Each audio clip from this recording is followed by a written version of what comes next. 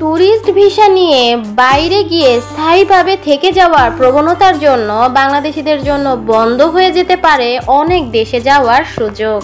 বছরে দু একবার ছুটিতে দেশের বাইরে যারা ঘুরে বেড়াতে পছন্দ করেন, সম্প্রতি তারা নানা ভোগান্তিতে পড়ছেন।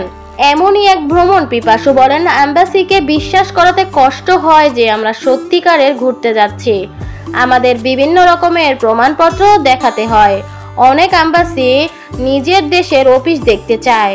আরেক ভুক্তভোগী বলেন, অনেকে ট্যুরিস্ট সেজে বিভিন্ন দেশগুলোতে গিয়ে অবৈধভাবে বসবাস ও চাকরি করছে, যার ফলে আমরা যারা সত্যিকারের ট্যুরিস্ট আছি তারা ভুক্তভোগী হচ্ছি।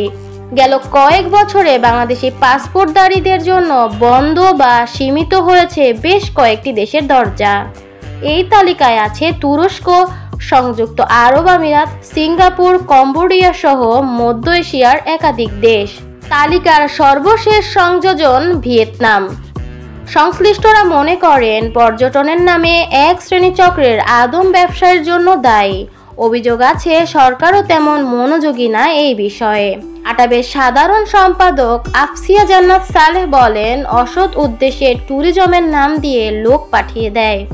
সেই লোক আর ফেরত না আসলে বাংলাদেশের প্রতি সেই দেশের একটি নেগেটিভ প্রভাব পড়ে। ফলে যারা সত্যিকারের ট্যুরিস্ট তারা বিপাকে পড়ে, তারা ভিসা পেতে ঝামেলায় পড়ে। তবে অভিযোগ থাকলেও আলোচনা ছাড়া ভিসা বন্ধ করাটা সমীচীন নয় বলে মন্তব্য করেন ট্যুর অপারেটররা। তারা জোর দিতে চান সচেতনতা বৃদ্ধিতে।